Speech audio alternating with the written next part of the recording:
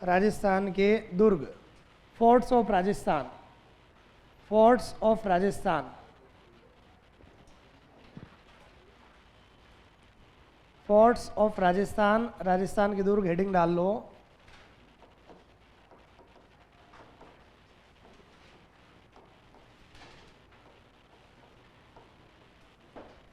ललित कलाओं के अंदर स्थापत्य भी जुड़ा हुआ है, आप समझ रहे हैं। ललित कलाएं जो शब्द आपने लिखा है उसमें स्थापत्य वाला पार्ट आता है, तो इसमें आपके दुर्ग, महल, मंदिर, छतरियाँ, बावड़ियाँ, हवेलियाँ, सारा पार्ट आएगा, समझे आप। अब देखिए, सबसे पहली बात, दुर्ग पढ़ने से पूर्व अनिवार्य कंडीशंस क्या, महत्वपूर्ण शर्त क्या।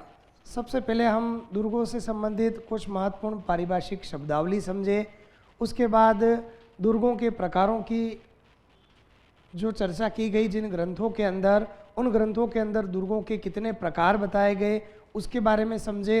दुर्ग वास्तु के संदर्भ में अलग अलग नीतिकारों ने कौन कौन से कोटेशन कहे, उनके ध्येय वाक्य कौन से, उनके बारे में हम जानेंगे। तो सबसे पहले हेडिंग डाल दीजिए, महत्वपूर्ण पारिभाषिक शब्दावली। महत्वपूर्ण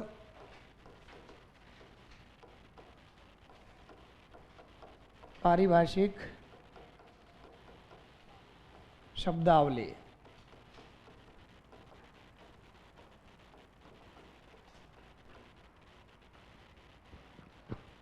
महत्वपूर्ण पारिभाषिक शब्दावली। अब इसमें नंबर 1 सबसे पहला शब्द लिखिए आप, साका। सबसे पहला शब्द लिखिएगा साका, साका। अब एक बार बात को समझना कि साका होता क्या है। पहले साका शब्द को समझे। किसी दुर्ग में 2 घटनाएं हो जाए, केसरिया और जौहर, तो इसको माना जाता है एक पूर्ण साका। इसको मैं यहाँ पर लिख रहा हूँ, एक पूर्ण साका। अब देखिए, केसरिया कौन करते हैं, तो केसरिया किया जाता है पुरुषों द्वारा, और जौहर कौन करती है, महिलाएं। अब दोनों ही घटनाएं किसी दुर्ग के भीतर कब होगी, शत्रु सेना ने दुर्ग के ऊपर आक्रमण किया। दुर्ग के भीतर जितने भी योद्धा है वो ये देख लेते हैं कि अब शत्रु सेना से दुर्ग की रक्षा करना मुश्किल, नामुमकिन है। इस कंडीशन में उनके पास 2 ही रास्ते बचते हैं, या तो दुर्ग से कायरता के साथ पलायन कर जाए या वीरता के साथ लड़कर मरे। तो योद्धाओं द्वारा वीरता के साथ लड़कर मरने के जिस रास्ते का चयन किया जाता है, उसमें क्योंकि केसरिया वस्त्र वीरता का प्रतीक माने जाते हैं, तो केसरिया वस्त्र धारण कर लेते हैं और शत्रु सेना पर भूखे शेर की भांति टूट पड़ते हैं। उन्हें पता है हम मरेंगे, लेकिन शत्रु सेना को भी जितनी हम क्षति पहुंचा सकते हैं, उनको जितना नुकसान पहुंचा सकते हैं उतना नुकसान पहुंचाएंगे, उनको भी साथ लेकर मरेंगे। ये तो कहलाता है केसरिया करना। दुर्ग में अपने सतीत्व की रक्षा के लिए जितनी भी महिलाएं हैं वो आग में कूदकर या जल में कूदकर जो आत्मा उत्सर्ग करती है, उसे क्या कहा जाता है, उसे जौहर कहा जाता है। दोनों ही घटनाएं हो गई तो साका पूरा, एक भी अधूरा रह गया तो अर्ध साका कहलाएगा। क्योंकि राजस्थान में दुर्गों के इतिहास में अर्ध साके के प्रमाण मिलते हैं। कहाँ से, सोनारगढ़, जैसलमेर का किला, वहाँ 2.5 साके हुए। तीसरा अर्ध साका हुआ था घटना 1550 की।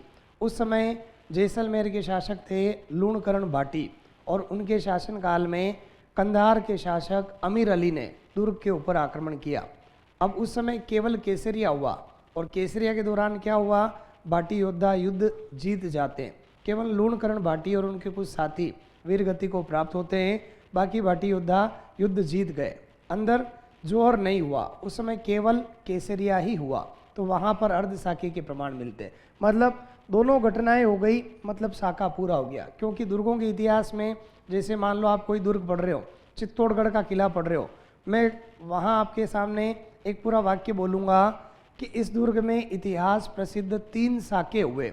साका शब्द आते ही आपके दिमाग में बात क्लियर हो जानी चाहिए कि केसरिया और जौहर दोनों ही घटनाएं हुई है। लिख लो आप इसमें, केसरिया एवं जौहर, और डैश करके लिखना एक पूर्ण साका। केसरिया एवं जौहर, डैश करके लिखना एक पूर्ण साका।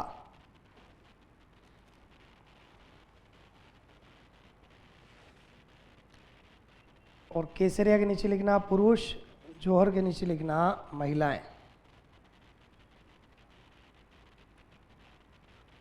जौहर के नीचे महिलाएं।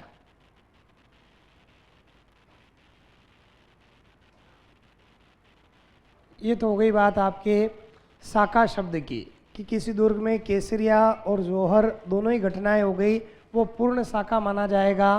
केसरिया पुरुष करते हैं और जौहर महिलाओं द्वारा किया जाता है। अब अगला शब्द लिखो आप इसके बाद, नंबर 2 साबात।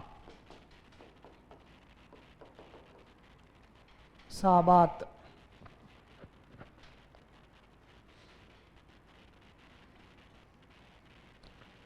अब देखिए साबात है क्या, पहले बात को समझना। देखिए साबात मोटे चमड़े से निर्मित एक छावनी नुमा मार्ग, मोटे चमड़े से बना हुआ एक छावनी नुमा मार्ग होता था, जिसके माध्यम से शत्रु सेना दुर्ग के निकट पहुंचकर फिर दुर्ग पर आक्रमण करती।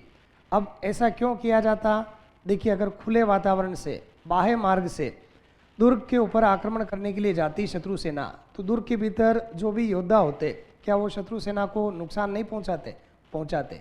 उस क्षति से बचने के लिए एक कृत्रिम मार्ग का सहारा लिया जाता, जिससे कि दुर्ग के निकट पहुंचकर आक्रमण किया जा सके।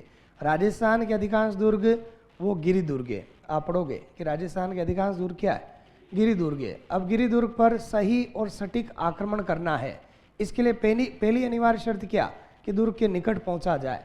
तो निकट पहुंचने के लिए एक कृत्रिम मार्ग का सहारा लिया जाता। मोटे चमड़े से निर्मित एक छावनी नुमा मार्ग होता था, जिसको साबात कहते थे, और इस मार्ग की सहायता से शत्रु सेना दुर्ग के निकट पहुंचती और फिर दुर्ग पर आक्रमण करती। अब साबात का सर्वप्रथम उल्लेख कहाँ मिलता है?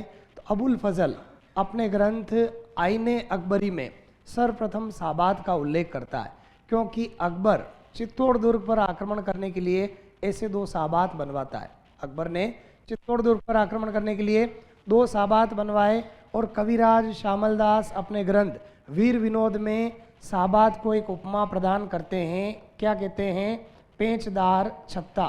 साबात को पेंचदार छत्ता कहा कविराज श्यामल दास ने वीर विनोद के अंदर। तो इसमें आप लिख लो, साबात में लिखो मोटे चमड़े से निर्मित, मोटे चमड़े से निर्मित, मोटे चमड़े से निर्मित छावनी नुमा मार्ग,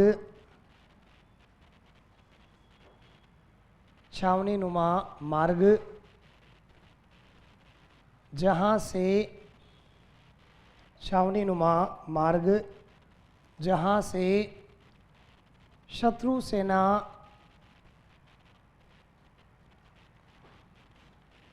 दुर्ग के निकट पहुंचती, जहाँ से शत्रु सेना दुर्ग के निकट पहुंचती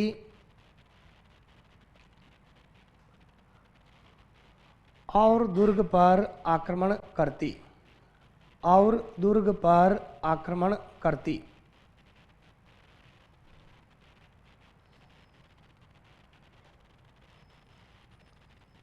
और दुर्ग पर आक्रमण करती। फिर अगली पंक्ति में लिखना साबात का सर्वप्रथम उल्लेख, साबात का सर्वप्रथम उल्लेख,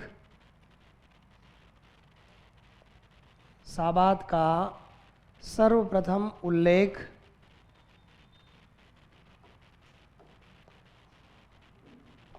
साबात का सर्वप्रथम उल्लेख अबुल फजल अपने ग्रंथ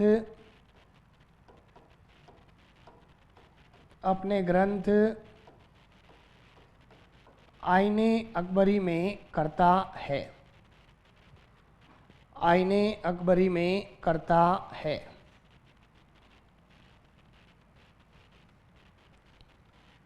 आईने अकबरी में करता है। इसी के आगे लिखना कविराज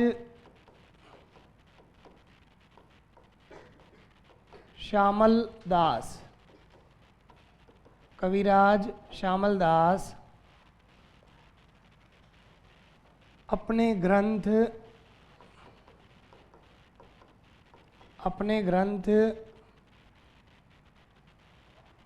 वीर विनोद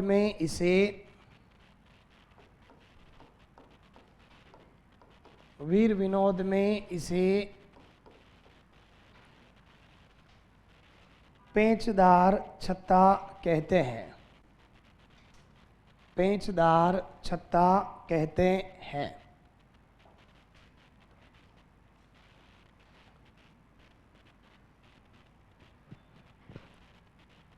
ये हो गई बात आपके साबात की। साबात एक प्रकार का कृत्रिम मार्ग होता था, मोटे चमड़े से निर्मित छावनी नुमा मार्ग, जहां से शत्रु सेना दुर्ग के निकट पहुंचती और फिर दुर्ग पर आक्रमण करती।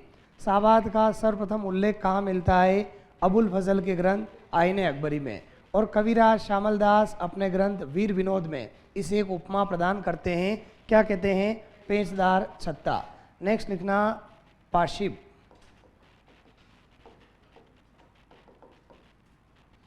पाशिब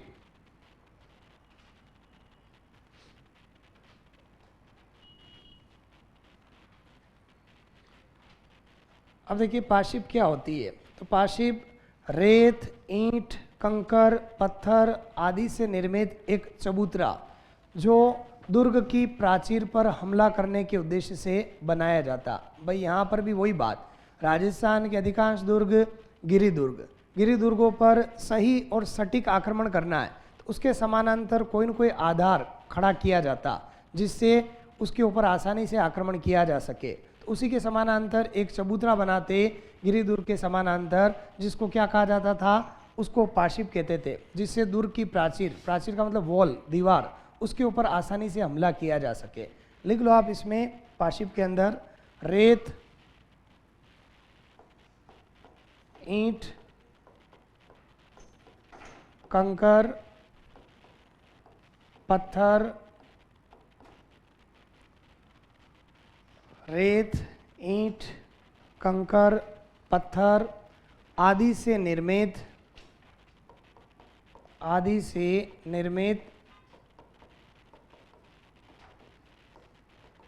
चबूतरा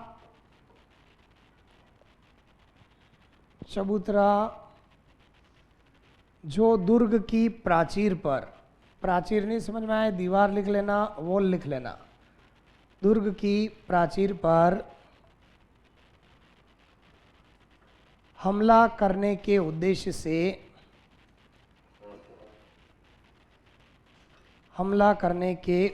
से बनाया जाता था। हमला करने के उद्देश्य से बनाया जाता था। ये हो गई बात आपके पाशिब की कि रेत, ईंट, कंकर, पत्थर आदि से निर्मित चबूतरा जो दुर्ग की प्राचीर मतलब वॉल के ऊपर आक्रमण करने के उद्देश्य से इसको बनाते थे। अब अगले में कुछ शब्द लिख रहा हूं, मेरे साथ लिख लेना।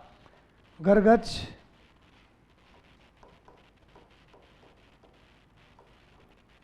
अर्रादा, मंजनिक एवं ढेंकुली।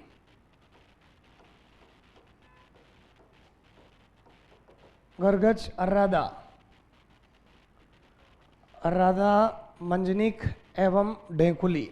नाम लिख लीजिए एक बार।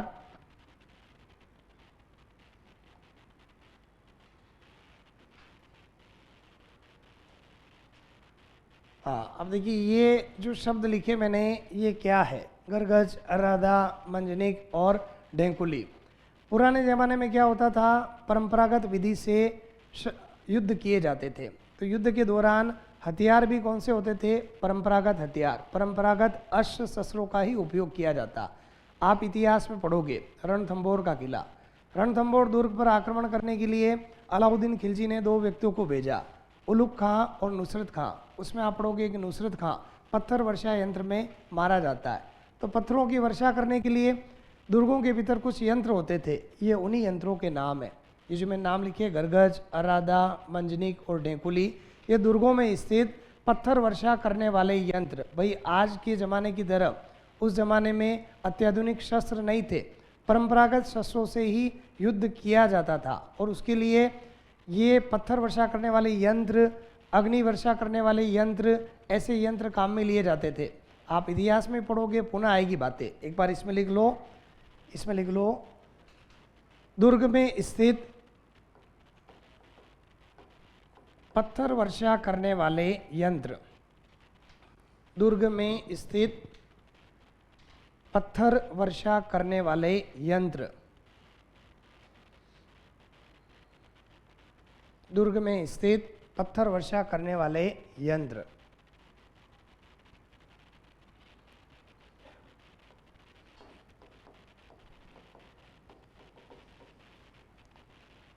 इसके बाद अगला यंत्र लिखो मगरबी।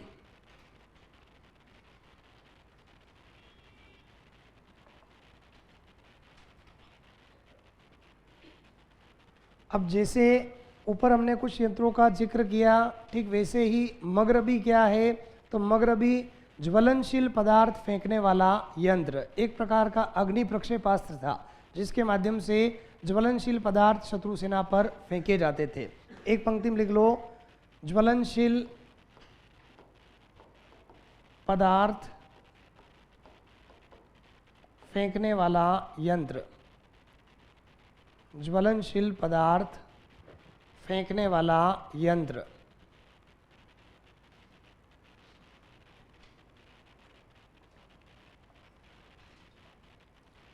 लिखा आपने। इसके बाद अगला शब्द लिखना मुदफर।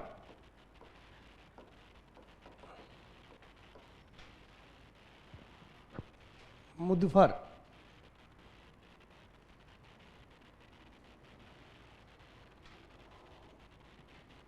अब देखिए मुदफर क्या है, यहाँ ऊपर मैंने लिखा कि मगरबी तो ज्वलनशील पदार्थ फेंकने वाला यंत्र। अब ये एक ऐसा यंत्र है जो चतुर्दिक, चतुर्दिक का मतलब होता है चारों ही दिशाओं से आक्रमण करने में सक्षम यंत्र। ये एक ऐसा यंत्र था जिसके माध्यम से चारों ही दिशाओं से आक्रमण किया जा सकता था।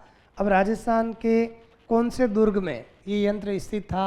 गागरोन के किले में। गागरोन का किला झालावाड़ के अंदर, और इसीलिए इस यंत्र का उल्लेख शिवदास गार्डन अपनी पुस्तक अचलदास खिंचिरी वचनिका में करते हैं। शिवदास गार्डन ने अपनी पुस्तक अचलदास खिंचिरी वचनिका में इस यंत्र का उल्लेख किया क्योंकि ये गागरोन दुर्ग झालावाड़ के अंदर स्थित था। लिख लो आप इसमें चतुर्दिक, क्वेश्चन लिख लो चारों दिशाओं से।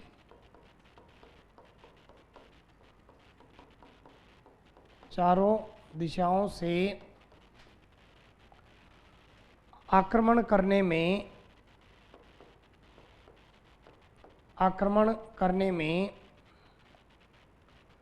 सक्षम यंत्र। चारों दिशाओं से आक्रमण करने में सक्षम यंत्र। इसी के आगे लिखना गागरोन दुर्ग में स्थित, गागरोन दुर्ग झालावाड़।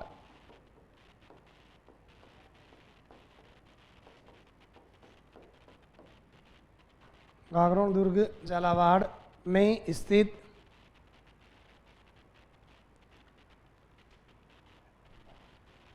इस यंत्र का उल्लेख, इस यंत्र का उल्लेख, इस यंत्र का उल्लेख शिवदास गार्डन, शिवदास गार्डन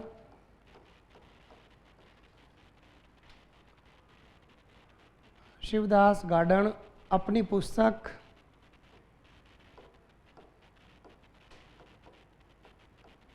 अचलदास खिंचिरी वचनिका,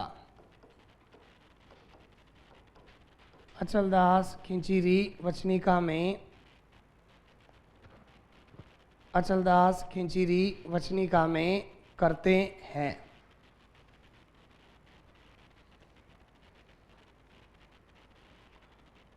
ये हो गई बात आपके मुदफर एक यंत्र, और अंतिम यंत्र लिखवाया मैंने मुदफर चारों ही दिशाओं से आक्रमण करने में सक्षम यंत्र किस दुर्ग में स्थित था? गागरोन के किले में। गागरोन का किला झालावाड़ के अंदर स्थित है, और इसीलिए इस यंत्र का उल्लेख शिवदास गार्डन अपनी पुस्तक अचलदास खींचीरी वचनिका में करते हैं। अब शब्दावली तो बहुत सारी है, मैंने कुछ मुख्य मुख्य शब्द लिखवाए हैं आपको। अब बात करें दुर्गों के प्रकारों की, हेडिंग डाल दो टाइप्स ऑफ फोर्ट, दुर्गों के प्रकार। दुर्गों के प्रकार।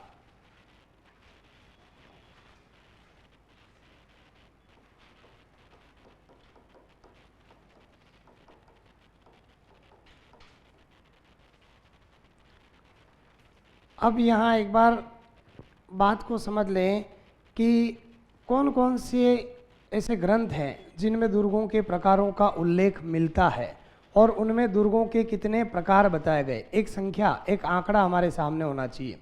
शुक्र नीति में दुर्गों के 9 प्रकार बताए गए। शुक्र नीति, उसमें दुर्गों के 9 प्रकार बताए गए। मनु नरपति जयचर्या के अंदर 8 प्रकार, मनुस्मृति में 6 प्रकार और कौटिल्य ने अपने ग्रंथ अर्थशास्त्र में दुर्गों के 4 प्रकार बताए। मैंने 4 ग्रंथों के नाम बोले और 4 ग्रंथों में दुर्गों के जितने प्रकार बताए गए, एक संख्या, एक आंकड़ा मैंने आपके सामने रखा कि शुक्र नीति में दुर्गों के 9 प्रकार, नरपति जयचर्या इस ग्रंथ के अंदर दुर्गों के 8 प्रकार, मनुस्मृति में दुर्गों के 6 प्रकार और कौटिल्य के ग्रंथ अर्थशास्त्र में दुर्गों के 4 प्रकार बताए गए।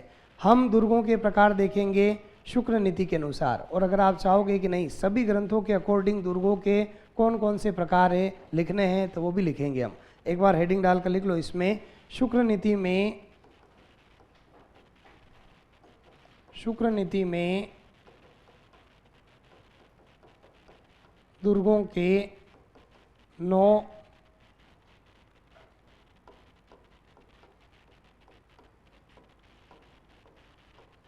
नरपति जयचर्या में 8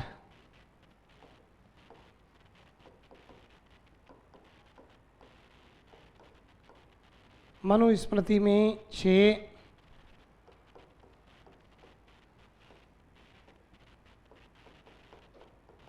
एवं अर्थशास्त्र में 4।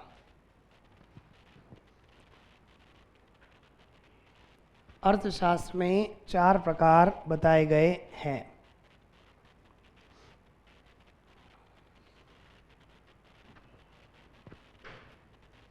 अर्थशास्त्र में 4 प्रकार बताए गए हैं।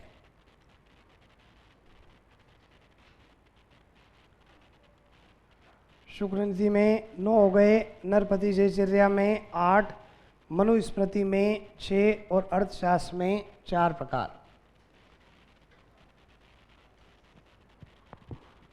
ये तो हो गई बात जिन ग्रंथों के अंदर दुर्गों के प्रकारों का उल्लेख मिलता है, उन ग्रंथों के नाम एक तरफ लिखे मैंने और उसमें दुर्गों के कितने प्रकार बताए गए, एक संख्या, एक आंकड़ा सामने के समक्ष मैंने प्रदर्शित किया यहाँ कि शुक्र नीति में 9, नरपति जयचर्या में 8, मनुस्मृति में 6 और अर्थशास्त्र में 4 प्रकार बताए गए। अब देखो इसमें आचार्य शुक्र ने जो शुक्र नीति में दुर्गों के 9 प्रकार बताए वो दुर्गों के सबसे प्रामाणिक प्रकार माने जाते हैं। अब ऐसी बात नहीं है कि इन ग्रंथों में दुर्गों के प्रकार बताए वो प्रामाणिक नहीं है, वो भी प्रामाणिक है, लेकिन यहाँ जो प्रकार बताए गए उन्हीं प्रकारों को तोड़ मरोड़ कर बाकी के ग्रंथों में प्रस्तुत किया गया। जैसे मैं एक उदाहरण की बात करूँ, यहाँ शुक्र नीति में एक दुर्ग है गिरि दुर्ग। अब यहाँ गिरि लिखा, इस ग्रंथ के अंदर उसको गिरि कोट कर दिया। नरपति जयचर्या के अंदर गिरि दुर्ग को क्या लिखा, गिरि कोट। मनुस्मृति के अंदर गिरि दुर्गी है, गिरि दुर्ग एज इट इज गिरि दुर्ग। अर्थशास्त्र में उसको लिखा पार्वत्य दुर्ग, क्या लिखा, पार्वत दुर्ग। समझ रहे बात, मतलब बात एक ही। गिरि का शाब्दिक अर्थ क्या होता है, पर्वत या पहाड़ी, मतलब ऐसा दुर्ग जो किसी न किसी पहाड़ी के ऊपर बना हुआ। अब यहाँ जो बात लिखी गई उसको इन ग्रंथों के अंदर थोड़ा सा तोड़ मरोड़ कर प्रस्तुत किया गया। नरपति जयचर्या में गिरि कोट लिखा, यहाँ गिरि लिखा, यहाँ पार्वत लिखा। अब जैसे बात करें जल दुर्ग की तो यहाँ जल दुर्गे, यहाँ जल कोट, जैसे गिरि कोट वैसे जल कोट। फिर मनुस्मृति के अंदर जल दुर्ग को जल दुर्गी लिखा, लेकिन यहाँ ओदक दुर्ग लिख दिया, ओदक जल का पर्यायवाची। समझ गए आप, तो मतलब कुल मिलाकर बात एक ही है। यहाँ जो प्रकार बताए गए उन्हीं प्रकारों को तोड़ मरोड़ कर यहाँ प्रस्तुत किया गया। हालांकि इस ग्रंथ में 2-3 प्रकार थोड़े अलग है ना, गिरि गव्वर, विषम भूमि और विषमाख्य, ये 3 प्रकार थोड़े से अलग हैं इस ग्रंथ के अंदर, अन्यथा बिल्कुल एज इट इज़ जो प्रकार इसमें बताए गए हैं वो के वही प्रकार है। तो लिखो आप इसमें शुक्र नीति के अनुसार दुर्गों के प्रकार, हेडिंग डाल लो, शुक्र नीति के अनुसार दुर्गों के प्रकार।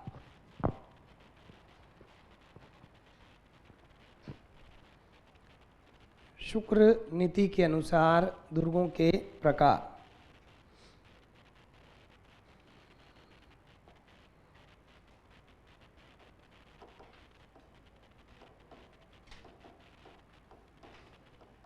इसमें नंबर 1 लिखो गिरि दुर्ग।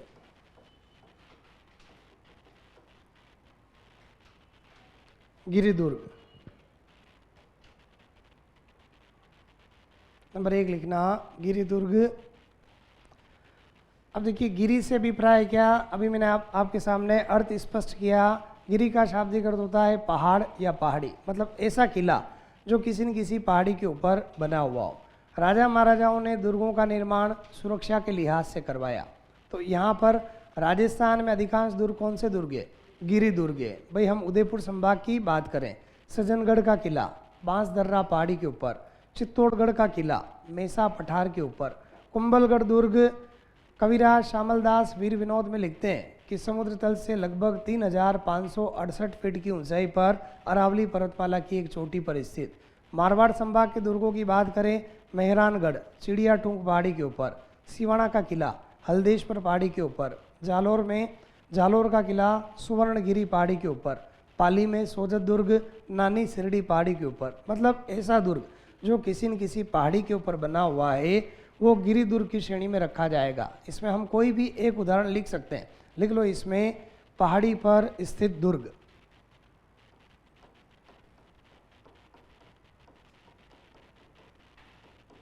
पहाड़ी पर स्थित दुर्ग।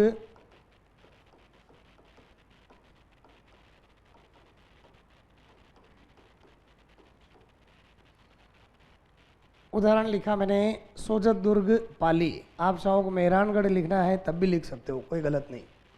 सोजत दुर्ग पाली।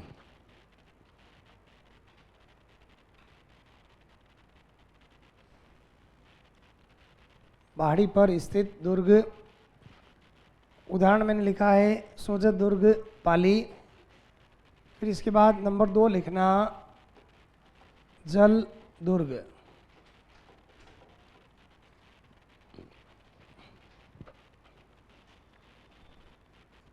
जल दुर्ग। अब देखिए जल दुर्ग से भी प्राय क्या, नदियों के संगम पर स्थित दुर्ग, उसे कौन सा दुर्ग कहा जाएगा? जल दुर्ग। अब इसमें श्रेष्ठ उदाहरण की अगर हम बात करें, झालावाड़ में गागरोन का किला आहू और काली सिंध नदियों के संगम पर। अब कोई राजस्थान में एकमात्र जल दुर्ग नहीं है, और दुर्ग भी हैं जिनको जल दुर्ग की श्रेणी में रखा गया, जैसे चित्तौड़गढ़ में भैंसरोडगढ़ का किला चंबल और बामनी नदियों के संगम पर। अगर मैं चित्तौड़ दुर्ग की भी बात करूं तो गंभीरी और बेड़च नदियों के संगम पर जल दुर्ग की विशेषता भी है, लेकिन प्रत्यक्ष जल दुर्ग नहीं कह सकते। घाघरोन दुर्ग प्रत्यक्ष रूप से जल दुर्ग का श्रेष्ठ उदाहरण माना जाता है, और जब भी प्रतियोगी परीक्षाओं में ऐसा सवाल पूछा जाता है कि निम्न में से जल या औदक दुर्ग का उदाहरण है, तो उसमें आपके घाघरोन का किला विकल्प में जरूर रखा जाएगा। जो आपके सामने ऑब्जेक्टिव होंगे 4, उसमें से एक विकल्प आपके घाघरोन का किला जरूर होगा। लिख लीजिए आप इसमें जल दुर्ग में नदियों के संगम पर स्थित दुर्ग।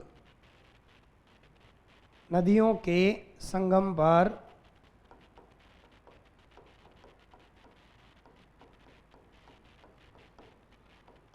स्थित दुर्ग।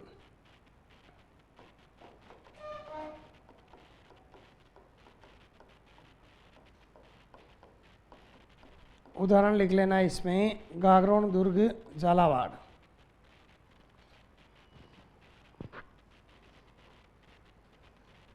घाघरोन दुर्ग झालावाड़।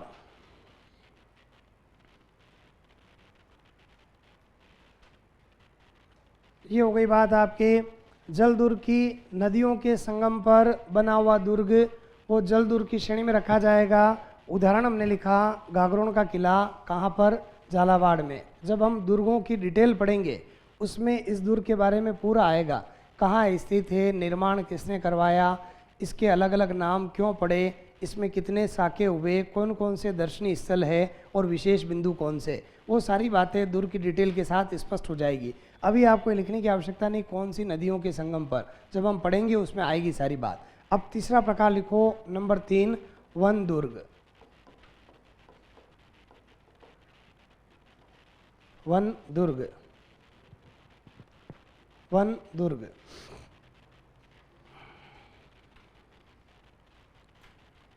अब देखिए वन दुर्ग से अभिप्राय क्या, जंगल में स्थित दुर्ग वो वन दुर्ग का अच्छा उदाहरण माना जाता है। अब इसमें हम चाहें कुंभलगढ़ लिखना चाहें लिख सकते हैं, रणथंभौर चाहें लिख सकते हैं, लेकिन और बढ़िया उदाहरण की बात करूं कांकवाड़ी दुर्ग अलवर। अब आप गाइड बुक में पढ़ते हो उस दुर्ग का नाम कांकणवाड़ी, क्या पढ़ते हो कांकणवाड़ी, जिसमें औरंगजेब अपने भाई दारा शिकोह को कैद करके रखता है। दुर्ग का नाम आपने अभी तक कांकणवाड़ी पढ़ा। लेकिन राजस्थान के प्रमुख दुर्ग, हिंदी ग्रंथ अकादमी की किताब है डॉक्टर राघवेंद्र सिंह मनोहर की, उस किताब में दुर्ग का नाम क्या लिखा हुआ है कांकवाड़ी। हम कांकवाड़ी ही लिखेंगे क्योंकि ऑथेंटिक रेफरेंस में दुर्ग का नाम कांकवाड़ी ही है। गाइड बुकों पर सवाल नहीं पूछे जाते, गाइड बुक से अगर आप पढ़ोगे और रिप्रेजेंट करोगे एग्जाम के अंदर तो वो गलत हो जाएगा आपके। लिख लो आप इसमें जंगल में स्थित दुर्ग।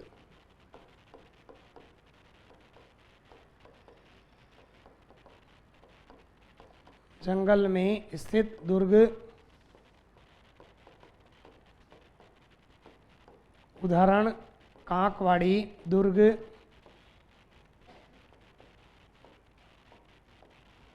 अलवर।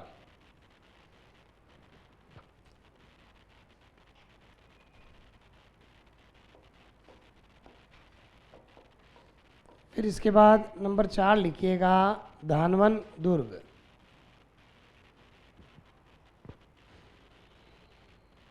चौथा लिखिएगा धानवन दुर्ग। अब देखिए धानवन दुर्ग से अभिप्राय क्या, मरुस्थल से गिरा हुआ दुर्ग जिसके चारों तरफ रेत ही रेत हो। अब धानवन दुर्ग में भी श्रेष्ठ उदाहरण की अगर हम बात करें सोनारगढ़ जैसलमेर का किला, ऐसा लगता है जैसे रेगिस्तान में कोई जहाज लंगर डाले खड़ा हुआ हो। और इसीलिए इस दुर्ग के बारे में कहा जाता है कि घोड़ा कीजे काठ का न पग कीजे पाषाण, बख्तर कीजे लोह का न तब पहुँचे जैसाण। कि घोड़े कैसे होने चाहिए, काठ के लकड़ी के, पग कीजे पाषाण पाँव पत्थर के होने चाहिए, बख्तर कीजिए लोह का, बख्तर लोहे के होने चाहिए, तब पहुँचे जैसाण, तब जाकर जैसलमेर दुर्ग तक पहुँचा जा सकता है। तो मरुस्थली दुर्गों में धानवन दुर्ग की श्रेणी में श्रेष्ठ उदाहरण की अगर हम बात करें सोनारगढ़ का किला, जो जैसलमेर का किला है वो सबसे बढ़िया उदाहरण है। लिख लो आप इसमें मरुस्थल से गिरा हुआ दुर्ग, मरुस्थल से गिरा हुआ दुर्ग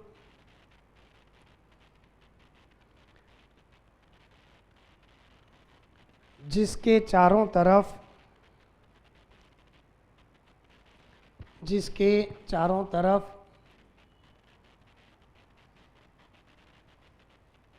रेत ही रेत हो,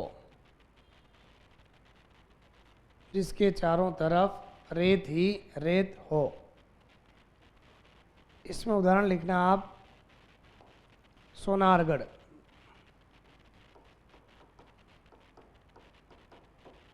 जैसलमेर।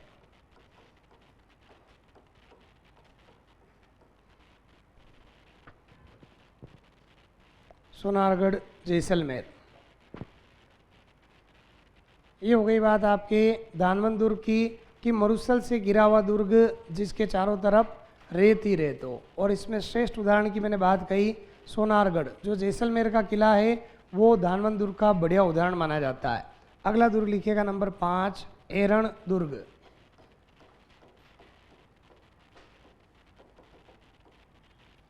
एरण दुर्ग।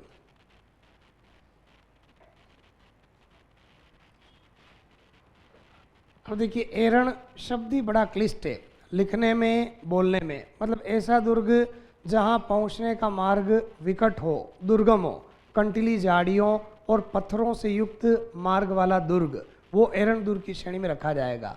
अब इसमें भी बढ़िया उदाहरण की अगर हम बात करें रणथंभौर सवाई माधोपुर, वो आपके एरण दुर्ग का अच्छा उदाहरण माना जाता है, रणथंभौर का किला।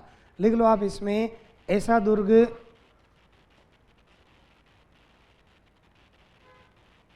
जहाँ पहुँचने का मार्ग,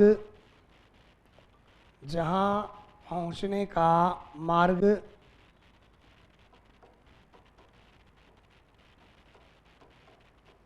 विकट हो। जहाँ पहुँचने का मार्ग विकट हो, कोमा लगा कर लिखिएगा कंटीली झाड़ियों, कंटीली झाड़ियों एवं पत्थरों से युक्त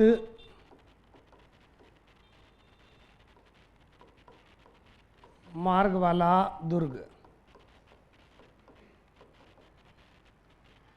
कंडीली झाड़ियों एवं पत्थरों से युक्त मार्ग वाला दुर्ग। इसमें उदाहरण लिख लो, रणथंभौर सवाई माधोपुर।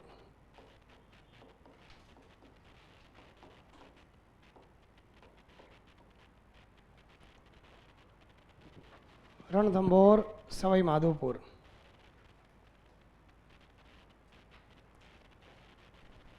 ये तो हो गई बात आपके एरण दुर्ग की, मतलब ऐसा दुर्ग जहाँ पहुँचने का मार्ग विकट हो, रास्ते में कंटीली झाड़ियाँ हों, बहुत सारे पत्थर हो, आसानी से जहाँ नहीं पहुँचा जा सके, दुर्गम मार्ग वाला दुर्ग, वो आपके एरण दुर्ग की श्रेणी में रखा जाएगा।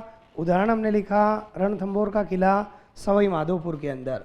अब अगले दो प्रकार में लिख रहा हूँ, उन दो प्रकारों में केवल एक वर्ण का, एक अल्फ़ाबेट का ही अंतर है। अब वो क्या है, बात को समझना। नंबर 6 और 7, यहाँ देखिए मैं लिख रहा हूँ पारी ख और यहाँ लिख लेता हूँ पारी ध। अब देखिए एक ही वर्ण का अंतर है, एक ही अल्फ़ाबेट अलग है, यहाँ द है और यहाँ पर ख है। अब पारी ख का मतलब क्या, खाई, मतलब ऐसा दुर्ग जिसके चारों तरफ गहरी खाई हो, वो तो पारीख दुर्ग की श्रेणी में रखा जाएगा। अब इसमें बढ़िया उदाहरण की बात करें, लोहागढ़ भरतपुर का किला, उसके चारों तरफ गहरी खाई है और उसमें सुजान गंगा नहर के द्वारा पानी की आपूर्ति की जाती है। तो पारीख दुर्ग का उदाहरण तो हो गया आपके लोहागढ़ भरतपुर का किला। अब पारीध का मतलब परिधि, ऐसा दुर्ग जिसके चारों तरफ सुदृढ़ परकोटा हो, मजबूत दीवार हो, वो पारीध दुर्ग की श्रेणी में रखा जाएगा। अब इसमें आप चाहें तो कुंभलगढ़ रख सकते हैं, चित्तौड़गढ़ का किला रख सकते हैं, बहुत सारे दुर्ग आएंगे, बहुत सारे दुर्ग रख सकते हैं आप इसमें। तो लिखो पहले पारीख में लिखो, पारीख ऐसा दुर्ग, ऐसा दुर्ग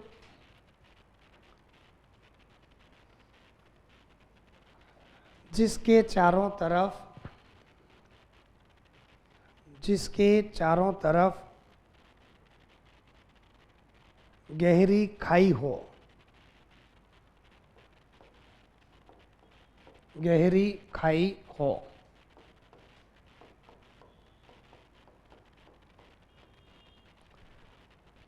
उदाहरण लिखना लोहागढ़, लोहागढ़ दुर्ग भरतपुर।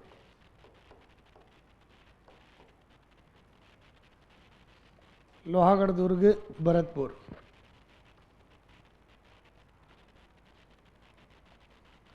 फिर अगला प्रकार इसके आगे लिखिएगा पारीध, पारीध दुर्ग।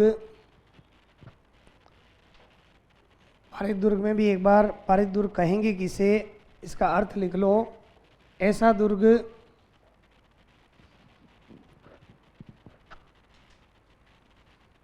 जिसके चारों तरफ, जिसके चारों तरफ सुदृढ़ परकोटा हो। सुदृढ़ परकोटे का मतलब मजबूत दीवार, सुदृढ़ परकोटा हो। इसमें उदाहरण लिख लो चित्तौड़गढ़ दुर्ग।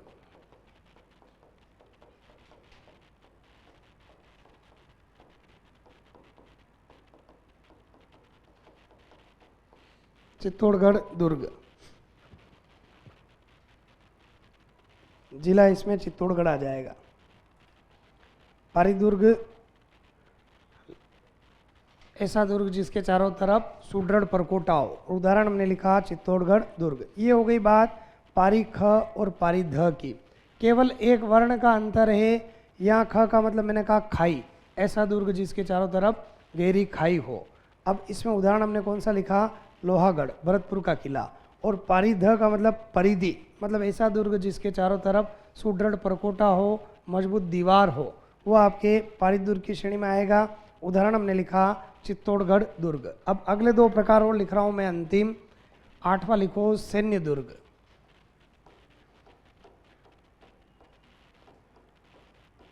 सैन्य दुर्ग 8वां लिखना आपको केवल अभी,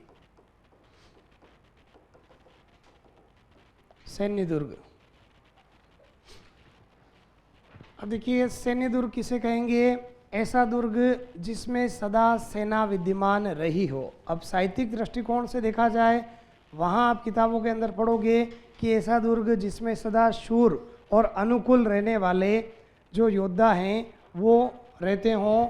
चतुरंगिनी सेना जिस दुर्ग के भीतर विद्यमान हो वो दुर्ग किस श्रेणी में रखा जाएगा, सैन्य दुर्ग की श्रेणी में। मतलब जिसमें चतुरंगिनी सेना विद्यमान हो। चतुरंगिनी का मतलब चारों ही प्रकार की सेना, जिसमें पैदल सैनिक भी होने चाहिए, घुड़सवार भी होने चाहिए, रथ सवार भी होने चाहिए और गज सवार भी होने चाहिए। चारों ही प्रकार की सेनाएं जिस दुर्ग के भीतर रही हो वो दुर्ग सैन्य दुर्ग की श्रेणी में रखा जाएगा। अब देखिए राजा महाराजाओं ने दुर्गों का निर्माण सुरक्षा के लिहाज से करवाया, तो सेना सभी दुर्गों में रही। अब यहाँ एग्जामिनर ऐसा सवाल नहीं पूछता है कि निम्न में से सैन्य दुर्ग का उदाहरण है। अगर ऐसा सवाल पूछेगा तो चौथा विकल्प रखना पड़ेगा, उपरोक्त सभी। समझ गए आप। अब सवाल का नज़रिया ऐसा रह सकता है कि शुक्र नीति में दुर्गों के 9 प्रकार बताए गए, उसमें से आचार्य शुक्र ने सर्वश्रेष्ठ दुर्ग किसे माना, वो सैन्य दुर्ग को। इसको सबसे बढ़िया दुर्ग माना आचार्य शुक्र ने शुक्र नीति में। तो लिख लो सैन्य दुर्ग में लिखो ऐसा दुर्ग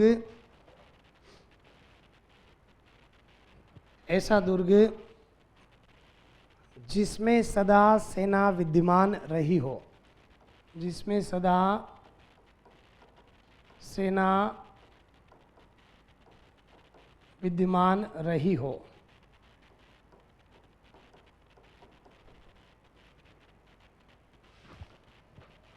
इसी के आगे एक पंक्ति और ऐड कर लेना। आचार्य शुक्र ने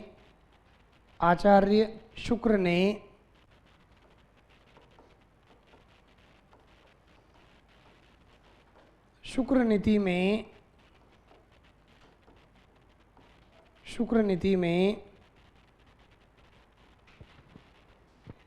इसे सर्वश्रेष्ठ दुर्ग माना है, इसे सर्वश्रेष्ठ दुर्ग माना है, इसे सर्वश्रेष्ठ दुर्ग माना है।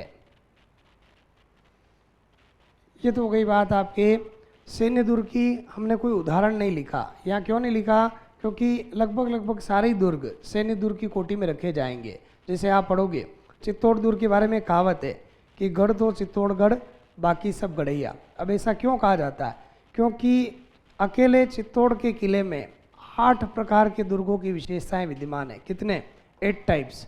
अब 8 प्रकार के दुर्ग कौन से, केवल आप एक प्रकार छोड़ दो, कौन सा, दानवन दुर्ग छोड़ दो।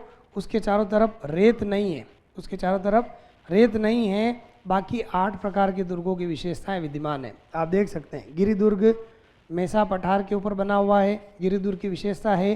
फिर जल दुर्ग गंभीरी और बेड़च नदियों के संगम पर है, जल दुर्ग की विशेषता हो गई। वन दुर्ग पहले तो घना जंगल था, अब पहुंचने के मार्ग आसान हुए, रास्ते बन गए, सड़कें बन गई। बाकी पहले घना जंगल था, रेत नहीं है, इसको हम छोड़ देते हैं। फिर इसके बाद हेरण दुर्ग पहुंचने का मार्ग बहुत विकट था, आसानी से नहीं पहुंचा जा सकता था। फिर पारी ख ऊपर चढ़कर देखें चारों तरफ गहरी खाई है। फिर पारी ध सुदृढ़ प्रकोटा मजबूत दीवार है, हमने रखा है उदाहरण में यहाँ। सैन्य दुर्ग क्यों है भाई, इतिहास प्रसिद्ध 3 साके, सबसे ज़्यादा साके राजस्थान में दुर्गों के इतिहास में चित्तौड़ के किले में 3 साके हुए। आप इतिहास में पढ़ोगे 1303, 1534, 1567, 68, 67, 68 में तो 3 साके हुए। मतलब सैन्य दुर्ग सेना रही है। सहाय दुर्ग राजस्थान का सबसे बड़ा लिविंग फोर्ट कौन सा है, चित्तौड़गढ़ का किला। अब सहाय दुर्ग से अभिप्राय क्या कि ऐसा दुर्ग जिसमें राजा महाराजा और उनके निकट संबंधी एक साथ रहते हों। अब राजा महाराजाओं ने दुर्गों का निर्माण सुरक्षा के लिहाज से करवाया तो रहने के हिसाब से भी करवाया। अब यहाँ भी ऐसा सवाल नहीं पूछा जाता कि निम्न में से सहाय दुर्ग का उदाहरण है। सवाल का नज़रिया राजस्थान का सबसे बड़ा सहाय दुर्ग, राजस्थान का सबसे बड़ा लिविंग फोर्ट कौन सा किला? चित्तौड़गढ़ का किला। दूसरा सबसे बड़ा लिविंग फोर्ट जैसलमेर, सोनारगढ़ का किला। ऐसे सवालों का नज़रिया रहेगा। इसमें लिख लो ऐसा दुर्ग, इसमें उदाहरण नहीं, राजस्थान के सारे दुर्ग आएंगे। फिर सहाय दुर्ग में लिखो ऐसा दुर्ग जिसमें राजा महाराजा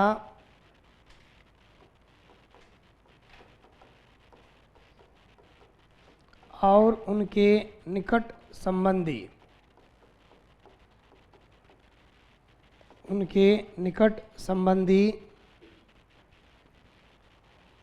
एक साथ रहते हों।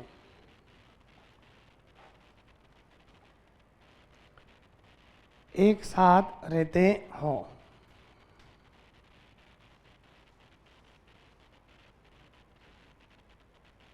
लिख लिया आपने। सहाय दुर्ग में ऐसा दुर्ग जिसमें राजा महाराजा और उनके निकट संबंधी एक साथ रहते हों। ये तो मैंने दुर्गों से संबंधित कुछ महत्वपूर्ण पारिभाषिक शब्दावली, दुर्गों के प्रकार और शुक्र नीति के अनुसार जो दुर्गों के प्रकार हैं 9 प्रकार, वही देखें।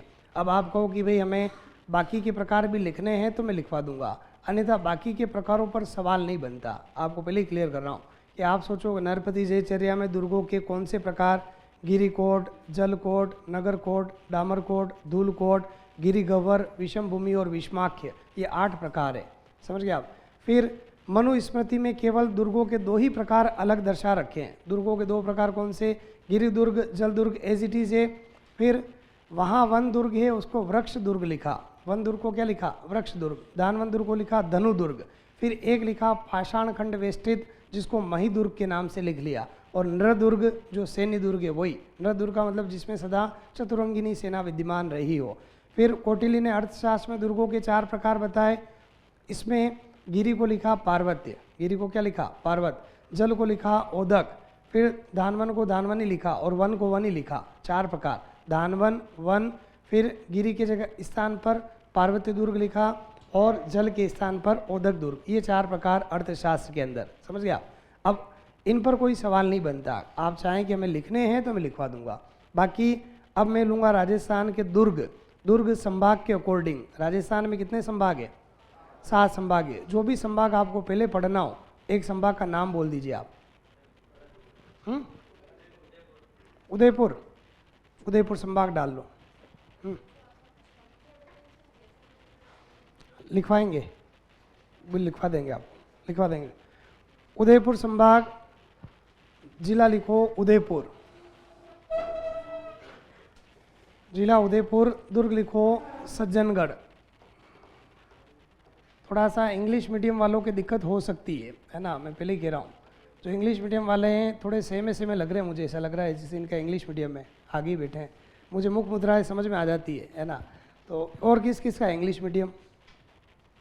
अच्छा, इसमें रेशो ज़्यादा है इंग्लिश मीडियम वालों को। देखो कोई अगर स्पेशल अगर कोई टर्मिनोलॉजी है मैं बता दूंगा, लेकिन मैं आप चाहो कि थ्रू आउट इंग्लिश में बोलूँ, मैं नहीं बोल सकता ना। पहले क्लियर कर दूँ आपके सामने।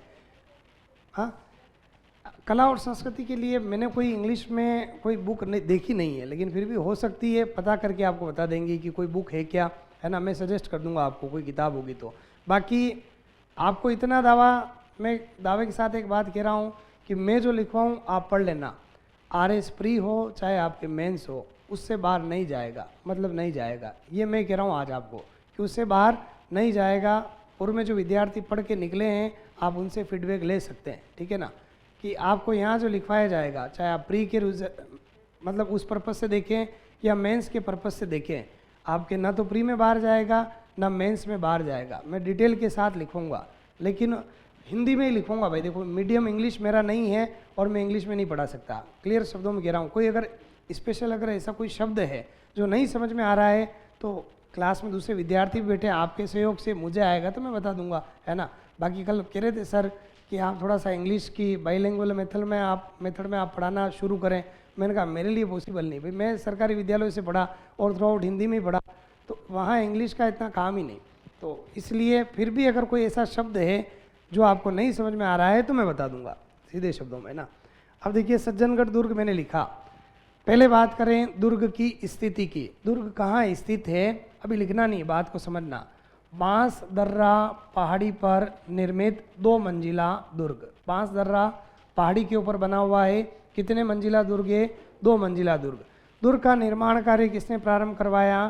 तो दुर्ग का निर्माण कार्य सज्जन सिंह जी प्रारंभ करवाते हैं, जिसे बाद में फतेह सिंह जी द्वारा पूरा करवाया जाता है।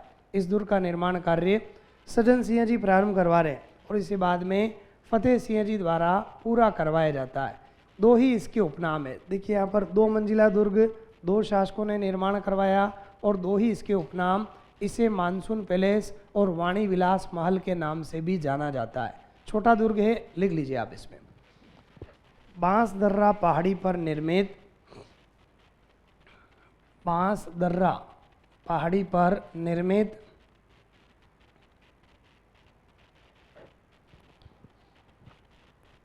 बांस दर्रा पहाड़ी पर निर्मित 2 मंजिला दुर्ग।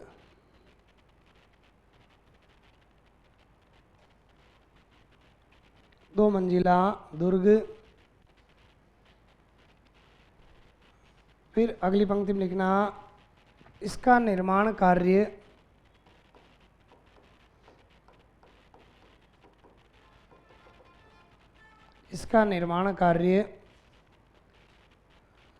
सज्जन सिंह जी प्रारंभ करवाते हैं। सज्जन सिंह जी प्रारंभ करवाते हैं।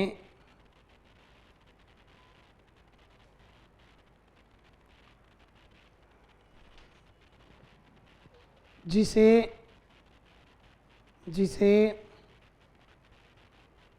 फतेह सिंह जी पूरा करवाते हैं। जिसे फतेह सिंह जी पूरा करवाते हैं।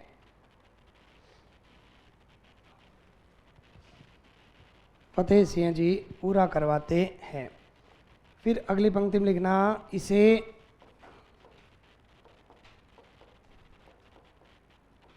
वाणी विलास महल एवं मानसून पैलेस, इसे वाणी विलास महल एवं मानसून पैलेस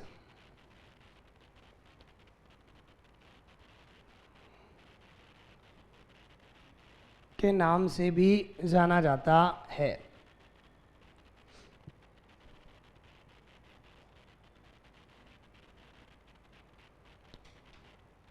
वाणी विलास महल मानसून पैलेस के नाम से भी जाना जाता है।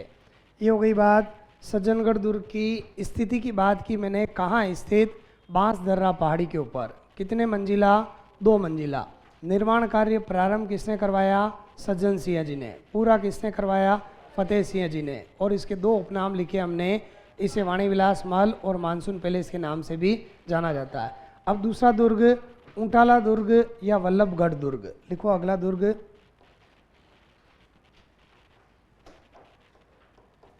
ऊंटाला ओब्लिक वल्लभगढ़ दुर्ग। ये भी छोटा दुर्ग है लेकिन सवाल की संभावनाएं रहती है। ऊंटाला ओब्लिक वल्लभगढ़ दुर्ग। अब देखिए इतिहास में इस दुर्ग का क्या महत्व है। तो मेवाड़ की सेना के हरावल दस्ते में स्थान बनाने के लिए चुंडावतों और शक्तावतों के बीच जो प्रतिस्पर्धा हुई उसका साक्षी कौन सा दुर्ग रहा? ऊंटाला का किला। कि मेवाड़ की सेना के हरावल दस्ते में स्थान बनाने के लिए चुंडावतों के प्रतिनिधि कौन थे? जैत सिंह कृष्णावत। ये कृष्णावत चुंडावतों की शाखा है। और शक्तावतों के प्रतिनिधि कौन थे? बल्लू सिंह शक्तावत। इन दोनों के बीच जो कंपटीशन हुआ, जो प्रतिस्पर्धा हुई मेवाड़ की सेना के हरावल दस्ते में स्थान बनाने के लिए, उसका साक्षी कौन सा दुर्ग रहा? ऊंटाला वल्लभगढ़ का दुर्ग। अब देखिए हरावल किसे कहते हैं? सेना के दो भाग होते हैं, एक होता है हरावल, एक होता है चंदावल। मतलब जो सेना का अग्र भाग होता है उसको क्या कहा जाता है? हरावल कहते हैं, और जो सेना का पश्च भाग होता है उसको चंदावल कहते हैं। तो अगर वंशानुगत परंपरा से देखा जाए तो मेवाड़ की सेना के हरावल दस्ते में कौन आगे रहते थे? चुंडावत। ये उनकी वंश परंपरा से चला आ रहा अधिकार था। तो शक्तावतों ने कहा कि भाई हम भी हरावल से जो दस्ता है उसमें आगे रहना चाहेंगे। तो तत्कालीन मेवाड़ के महाराणा अमर सिंह जी प्रथम के शासनकाल की घटना, उन्होंने कहा कि भाई आप पहले ऊंटाला के किले में जो पहले प्रवेश करेगा उनको ये अधिकार दे दिया जाएगा। तो उस समय इन दोनों के बीच जैत सिंह कृष्णावत और बल्लू सिंह शक्तावत के बीच एक प्रतिस्पर्धा हुई। इसमें जीता कौन? अंत में जैत सिंह कृष्णावत अपनी गर्दन काटकर अंदर फेंक देते हैं। तो जीते कौन? वो आपके चुंडावत ही जीते, और वंश परंपरा से उनका चला आ रहा अधिकार वो बरकरार रहा। लिख लीजिए आप इसमें मेवाड़ की सेना के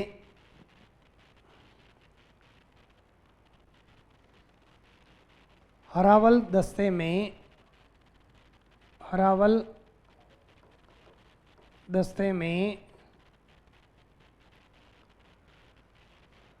दस्ता नहीं समझ में आए, अग्रभाग लिख लेना, सेना का अग्रभाग।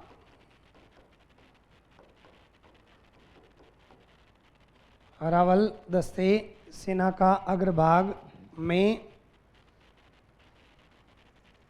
स्थान बनाने के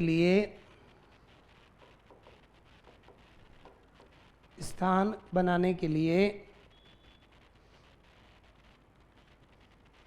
चुंडावतों, कोष्टक लिखना, जैत सिंह कृष्णावत, चुंडावतों कोष्टक में लिख लेना, जैत सिंह कृष्णावत एवं शक्तावतों कोष्टक में लिखना, बल्लू सिंह शक्तावत।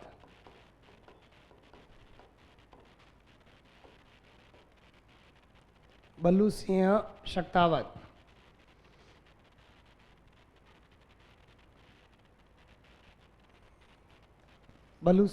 शक्तावत के बीच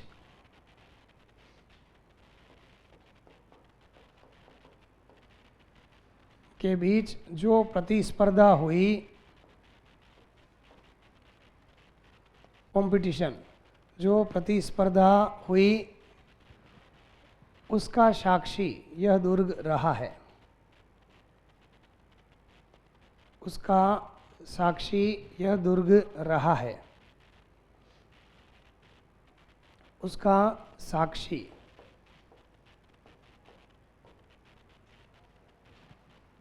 यह दुर्ग रहा है।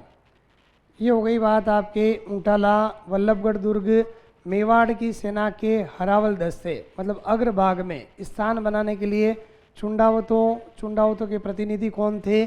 जैत सिंह कृष्णावत, और शक्तावतों के प्रतिनिधि बल्लू सिंह शक्तावत। इन दोनों के बीच जो कंपटीशन हुआ, प्रतिस्पर्धा हुई, उसका साक्षी ये दुर्ग रहा है। ये हो गई बात उदयपुर जिले के दुर्गों की। अब लिखो जिला चित्तौड़गढ़ और दुर्ग लिखो चित्तौड़गढ़। अब डिटेल काफ़ी लंबी है। चित्तौड़गढ़ दुर्ग,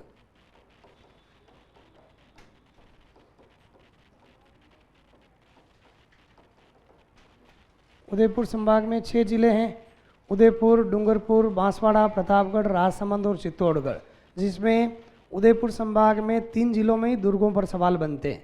एक चित्तौड़गढ़ है, एक उदयपुर हो गया, एक आपके राजसमंद जहाँ कुंभलगढ़ का किला बना हुआ है। चित्तौड़ में 2 किले पढ़ेंगे हम, चित्तौड़गढ़ और भैंसरोडगढ़। डूंगरपुर, बांसवाड़ा, प्रतापगढ़ में दुर्गों पर कोई सवाल नहीं पूछा जाता है ना। अब देखिए चित्तौड़गढ़ दुर्ग में लिखा, इस दुर्ग के बारे में एक दोहा है। अब कई बार क्या होता है, प्रतियोगी परीक्षाओं में दोहे की पंक्तियाँ दे दी। जैसे कांस्टेबल के एग्जाम में एक सवाल दिया कि तिरिया तेल हमीर हट चढ़े न दूजी बार, किस दुर्ग के बारे में कहा गया। अब हमीर का नाम आ गया मतलब रणथंभौर हो गया। सिंह गमन सतपुरुष वचन कदली फले एक बार, तिरिया तेल हमीर हट चढ़े न दूजी बार, रणथंभौर दुर्ग के बारे में कहा गया। ठीक वैसे ही इस दुर्ग के बारे में एक दोहा है कि चारों जुग तिहि लोक में ठावी एकज ठोड़, संत सती सुमिरे सदान चंगो गढ़ चित्तौड़। कि चारों ही दिशाओं में और तीनों ही लोकों में एक स्थान बड़ा जाना पहचाना है कि चारों जुग तिहि लोक में ठावी एकज ठोड़, ठावी का मतलब जाना पहचाना, ठोड़ का मतलब क्या होता है स्थान, कि एक स्थान बड़ा जाना पहचाना है। संत सती सुमिरे सदान चंगोगढ़ चित्तौड़, कि जिसका नाम आते ही संतों और सतियों का सुमिरन होने लगता है, ऐसा बढ़िया गढ़ कौन सा है, चित्तौड़गढ़। अब बात करें दुर्ग की डिटेल में स्पष्ट कर रहा हूँ। देखिए इस दुर्ग का प्राचीन नाम क्या है, प्राचीन नाम चित्रकूट दुर्ग। इस दुर्ग का प्राचीन नाम चित्रकूट दुर्ग। दुर्ग के बारे में कहावत है कि गढ़ तो चित्तौड़गढ़ बाकी सब गढ़ैया। अब क्यों कहा जाता है, तो कारण इस दुर्ग में 8 प्रकार के दुर्गों की विशेषताएं विद्यमान है। अभी मैंने आपके सामने स्पष्ट किया। धानवंत दुर्ग छोड़ दीजिए, अन्यथा 8 प्रकार के दुर्गों की विशेषताएं अकेले चित्तौड़गढ़ दुर्ग में विद्यमान। इसलिए इस दुर्ग के बारे में जो कहावत है कि गढ़ तो चित्तौड़गढ़ बाकी सब गढ़ैया। अब बात करें दुर्ग की स्थिति की, कि दुर्ग कहाँ स्थित है, तो गंभीरी और बेड़च नदियों के संगम पर मेसा पठार पर स्थित दुर्ग। गंभीरी और बेड़च नदियों के संगम पर मेसा पठार पर चित्तौड़गढ़ का किला बना हुआ है।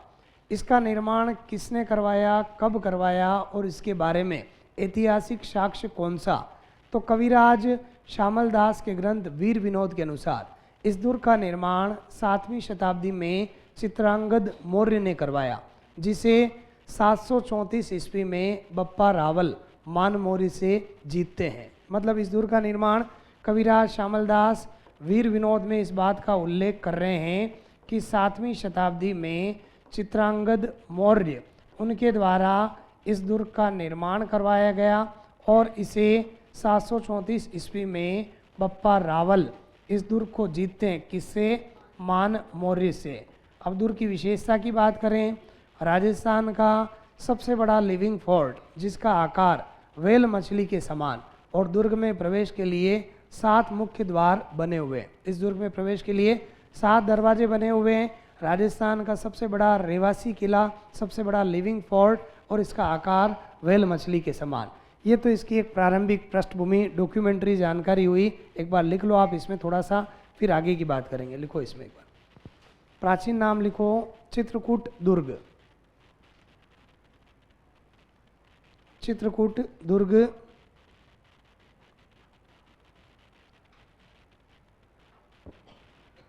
चित्रकूट दुर्ग। फिर अगली पंक्ति में लिखना, दुर्ग के बारे में कहावत है कि, दुर्ग के बारे में कहावत है कि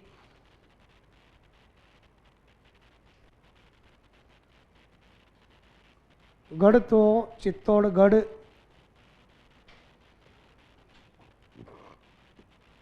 गढ़ तो चित्तौड़गढ़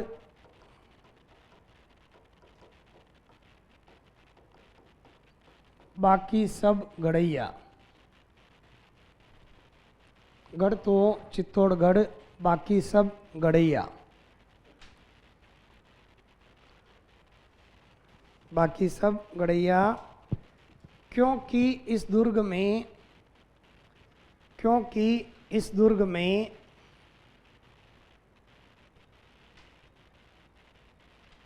क्योंकि इस दुर्ग में 8 प्रकार के दुर्गों की विशेषताएं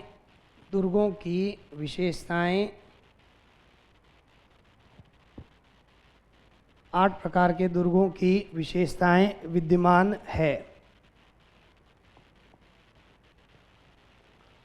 दुर्गों की विशेषताएं विद्यमान है।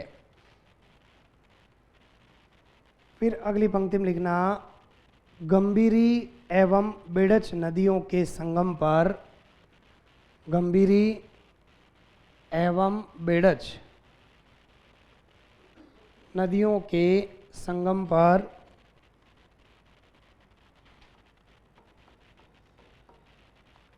मेसा पठार, ज्वालामुखी पठार है, मेसा पठार पर स्थित दुर्ग। मेसा पठार पर स्थित दुर्ग लिखा आपने। फिर अगली पंक्ति में लिखना, कविराज श्यामल दास के ग्रंथ, कविराज श्यामल दास के ग्रंथ वीर विनोद, कविराज श्यामल दास के ग्रंथ वीर विनोद के अनुसार, वीर विनोद के अनुसार 7वीं शताब्दी में, 7वीं शताब्दी में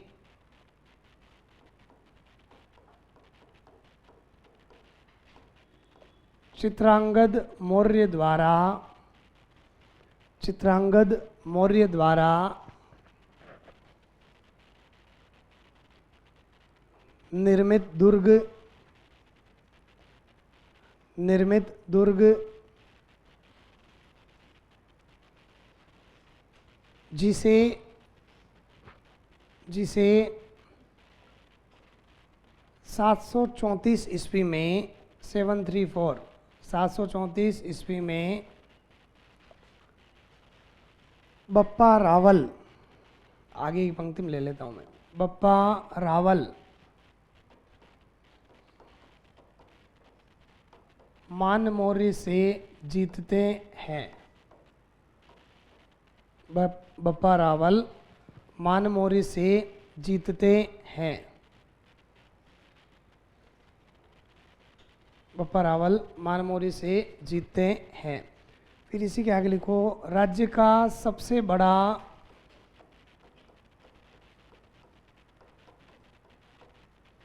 राज्य का सबसे बड़ा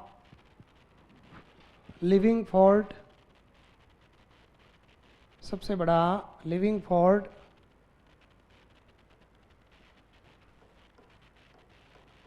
जिसका आकार, जिसका आकार व्हेल मछली के समान है,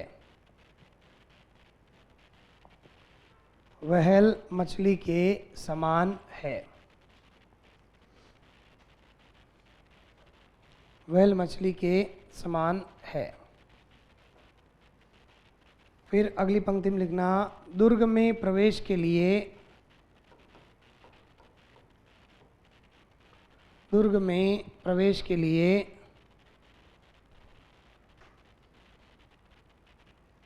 7 द्वार बने हुए हैं, 7 द्वार बने हुए हैं। ये तो केवल एक प्रारंभिक पृष्ठभूमि हुई दुर्ग की। प्राचीन नाम क्या? चित्रकूट दुर्ग। दुर्ग के बारे में कहावत क्या कि गढ़ तो चित्तौड़गढ़ बाकी सब गढ़ैया। क्यों? क्योंकि इसमें 8 प्रकार के दुर्गों की विशेषताएं विद्यमान है। फिर हमने दुर्ग की स्थिति लिखी, कहाँ स्थित? गंभीरी और बेड़च नदियों के संगम पर, मेसा पठार पर ये दुर्ग बना हुआ है। निर्माण किसने करवाया, कब करवाया और ऐतिहासिक साक्ष्य कौन सा? तो कविराज श्यामल दास के ग्रंथ वीर विनोद के अनुसार 7वीं शताब्दी में चित्रांगद मौर्य द्वारा निर्मित दुर्ग, जिसे 734 ईस्वी में बप्पा रावल मान मौर्य से जीतते हैं। दुर्ग की विशेषता क्या? राज्य का सबसे बड़ा लिविंग फोर्ट जिसका आकार व्हेल मछली के समान। और दुर्ग में प्रवेश के लिए कितने दरवाजे बने हुए? 7 दरवाजे। अब बात करें दरवाज़ों की डिटेल की, तो देखिए नंबर 1 सबसे पहला दरवाज़ा है पाटवन पोल, जिसका अपभ्रंश रूप जो प्रचलित नाम है वो क्या है? पाडन पोल। भाई अपभ्रंश का मतलब क्या होता है? बिगड़ा हुआ नाम। घर में अपने ज्येष्ठ पुत्र होता है, उसको बड़े पुत्र को, बड़े बेटे को क्या कहते हैं? पाटवी बेटा। वैसे ही ये मुख्य या बड़ा दरवाजा है, तो नाम तो पाटवन पोल है, लेकिन हमारे यहाँ मेवाड़ में, मारवाड़ में कहीं भी जाए नाम बिगाड़ने की एक परंपरा। गांव में किसी का नाम मांगीलाल होता, मांगीलाल नहीं, मांगियो मांगियो करते हैं, देखा आपने? मेवाड़ में भी अपने परंपरा है। कहीं गांव के अंदर चले जाएं तो आप पूछोगे भाई मांगीलाल, मांगीलाल नहीं समझ, मांगियो कहोगे वो बता देगा आपको। तो इसका मतलब ये बिगड़ा हुआ नाम है पाडन पोल। समझे आप? मुख्य या बड़ा दरवाजा। और इसके पास में देवलिया के रावत बाघ सिंह का स्मारक बना हुआ है। चित्तौड़ के दूसरे शाखे में देवलिया, वर्तमान देवगढ़ प्रतापगढ़, वहाँ के सामंत वो रावत बाघ सिंह युद्ध में वीर गति को प्राप्त हुए, उनका स्मारक कहाँ बना हुआ है? इस दरवाजे के यहाँ। अभी लिखना नहीं, बात को समझना। दूसरा और तीसरा दरवाजा भैरव फॉल और हनुमान फॉल, इन दोनों दरवाजों के यहाँ पर, भैरव फॉल के यहाँ पर भैरू जी की प्रतिमा और हनुमान फॉल के यहाँ पर हनुमान जी की प्रतिमा। जबकि दोनों दरवाजों के बीच में चित्तौड़ के तीसरे साके में वीर गति को प्राप्त हुए जयमल और कल्ला राठौड़ की छतरियाँ बनी हुई है। ये जो दोनों दरवाजे, इन दोनों दरवाजों के बीच में चित्तौड़ के तीसरे साके में वीर गति को प्राप्त हुए जयमल और कल्ला राठौड़ की छतरियाँ बनी हुई है। फिर चौथा दरवाज़ा गणेश पॉल, पांचवा दरवाज़ा जोड़ला पॉल, छठा दरवाज़ा लक्ष्मण पॉल और अंतिम सातवां दरवाज़ा राम पॉल। इस राम पॉल के यहाँ पर पुनः पत्ता सिसोदिया का स्मारक बना हुआ है। ये जो मैंने दरवाजे लिखे, पहला दरवाज़ा पाटवन पॉल या पाडन पॉल, इसके यहाँ पर चित्तौड़ के दूसरे साके में वीर गति को प्राप्त हुए देवलिया के रावत बाघ सिंह का स्मारक बना हुआ है।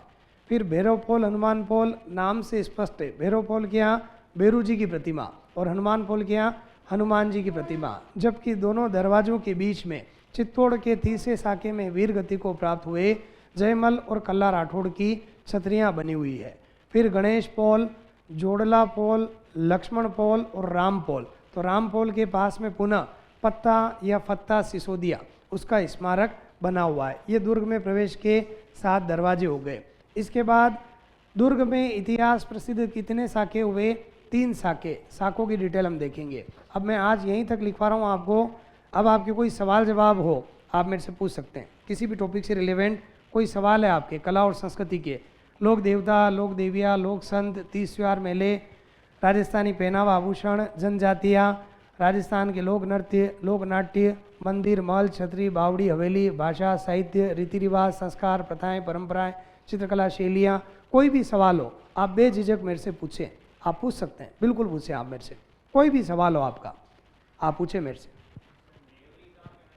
नेवरी पाँव के अंदर कड़ा, पाइजेब, लंगर, नुपुर, झांझर, नेवरी, लच्छा, टोडा, आंवला, टाका, हिरणामेन और रिमजोल, ये पाँव के आभूषण हैं। ये सारे पाँव में पहने जाते हैं। नेवरी पाँव का आभूषण है, नेवरी। अभी मैंने ऊपर बेच में पढ़ाया, उस बेच में से वनपाल में एक भी सवाल बाहर नहीं गया, एक भी सवाल बाहर नहीं गया। आप चाहे तो विद्यार्थियों से फीडबैक ले सकते हैं। मैंने पुस्तकें लिखवाई, आपके आया सफ़ेद मेमने, आया एक सवाल, पत्तों की बिरादरी और सफ़ेद मेमने। सफ़ेद मेमने मणि मधुकर की रचना, पग फेरो, हवा में अकेले, सुधी सपनों के तीर, फिर हवा, भरत मुनि के बाद इसके अलावा सफ़ेद मेमने, पिंजरे में पन्ना, ये सारी किताबें मणि मधुकर की मैंने लिखवाई। हाँ, कुछ पूछना चाह रहे हो?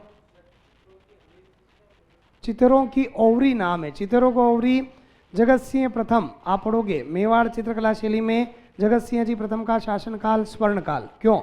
क्योंकि उनके शासनकाल में राजमहल में चित्रों की ओवरी नाम से कला विद्यालय खोला गया, जिसको तस्वीरारों कारखानों भी कहा जाता है। सबसे ज़्यादा चित्रण मेवाड़ की चित्रकला शैली में किस शासक के समय हुआ? जगत सिंह प्रथम के शासनकाल में। उन्हीं के शासनकाल में रागमाला, भागवत पुराण, रामायण, आर्ष रामायण जो प्रमुख चित्र बने। आप पढ़ोगे कि मेवाड़ का रागमाला चित्रित किया 1648 में, किसने चित्रित किया? साहिबदीन ने। फिर भागवत पुराण वो भी साहिबदीन द्वारा चित्रित किया गया। रामायण मनोहर द्वारा चित्रित की गई 1649 में, और आर्ष रामायण मनोहर और साहिबदीन द्वारा 1651 में। जगत सिंह प्रथम का शासनकाल मेवाड़ की चित्रकला शैली का स्वर्णकाल रहा। उन्हीं के समय में चित्रों की ओवरी नाम से कला विद्यालय खोला गया, जिसको तस्वीरार और कारखानों भी कहा जाता है। और कोई सवाल आपका? ये तो अभी रिसेंटली एग्जाम में आया जो आप पूछ रहे हो। हाँ, गणगौर नृत्य की त्यौहार है। देखिए एक बात बता दूं, यहाँ पर मैं लिख लेता हूँ गणगौर, ठीक है। गणगौर नृत्य भी है। नृत्य का मतलब, एक नृत्य पढ़ोगे आप गिंदड़, गिंदड़ में पुरुष प्रधान नृत्य गिंदड़, लेकिन उसमें कुछ पुरुष जो महिलाओं की वेशभूषा धारण करके नृत्य करते हैं, उन्हें क्या कहा जाता है? उन्हें गणगौर कहा जाता है। वे पुरुष जो महिलाओं की वेशभूषा धारण करके नृत्य करते हैं उनको गणगौर कहते हैं। अन्यथा गणगौर राजस्थान का एक लोक पर्व है। गणगौर आती है चैत्र शुक्ला तृतीया।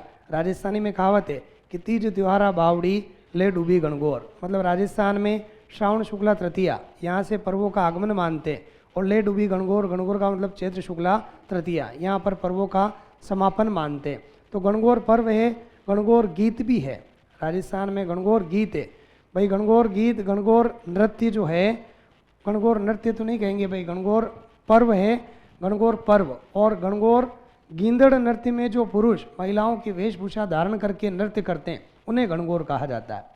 और कोई सवाल आपका? जीण माता, देखिए लोग आप पढ़ोगे, लोकमानस में जयंती देवी के नाम से विख्यात है। जीण माता जयंती देवी के नाम से विख्यात। सीकर के चौहानों की कुलदेवी आप पढ़ोगे आराध्य देवी। क्या पढ़ोगे?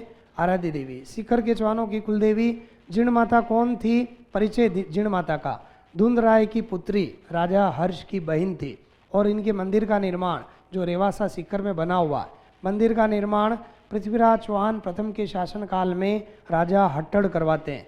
जीण माता की प्रतिमा अष्टभुजी प्रतिमा, इन्हें प्रतिदिन 2.5 प्याले शराब के चढ़ाए जाते हैं और इनके चरणामृत के रूप में भी केवल और केवल शराब ही दी जाती है। चैत्र और आश्विन दोनों ही नवरात्राओं में रेवासा सीकर में जीण माता का मेला भरता है। और सबसे लंबा गीत किसका होता है? जीण माता का होता है। RS प्री में पुराने एग्जाम में आपके सवाल पूछा गया। और कोई सवाल आपका? पूछो आप, कोई भी सवाल हो आपका, कोई जरूरी नहीं आप यहाँ से पूछे। मंदिर, छतरी, बावड़ी, हवेली, जो आप पूछना चाहे, भाषा, साहित्य, जो भी आपके सवाल पूछो आप, कोई भी सवाल आप। भाई हमें इस साहित्यकार के बारे में जानना है, हमें इस छतरी के बारे में जानना है, इस बावड़ी के बारे में जानना है, कि इस हस्तकला के बारे में जानना है, इस दुर्ग के बारे में जानना है, कोई भी सवाल हो आप पूछ लीजिए आप, कोई सवाल। इंडियन कल्चर वाला पार्ट मैं नहीं पढ़ूंगा, इंडियन कल्चर के लिए आपकी दूसरी फैकल्टी आई, मैं केवल राजस्थान कल्चर पढ़ूंगा, है ना। और कोई सवाल आपका पूछो आप, कोई भी सवाल हो आपका आप पूछ सकते हैं बेझिझक। कोई सवाल नहीं? पूछे भाई, कोई सवाल हो तो पूछ लो। पता नहीं है, आप पहली बार पढ़ रहे हैं इसलिए, बाकी कुछ विद्यार्थी पूर्व में पढ़े होंगे उनको तो पता है। जिन्होंने पूर्व में तैयारी कर रखी है वो तो समझते हैं। पूर्व में राजस्थान आर्ट एंड कल्चर पढ़ा? नहीं पढ़ा, फर्स्ट टाइम पढ़ रहे हैं। बहुत सारे विद्यार्थी पुराने पढ़ चुके हैं, पढ़ चुके ना। कितने विद्यार्थी जिन्होंने पहले पढ़ा है? एक वो पीछे बैठे हैं। हाँ, और कोई आपके कोई सवाल होगा?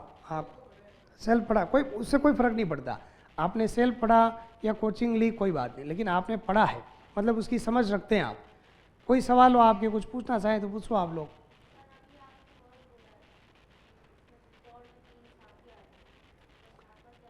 साका, मैंने फर्स्ट में एक शब्द लिखा है साका। अगर किसी दुर्ग में 2 घटनाएं हो जाए, केसरिया और जौहर। केसरिया करते हैं पुरुष, भाई उनको ये लग जाता है कि दुर्ग की रक्षा करना मुश्किल है, तो वो केसरिया कपड़े धारण करते हैं, केसरिया वस्त्र, क्योंकि वीरता का प्रतीक माने जाते हैं।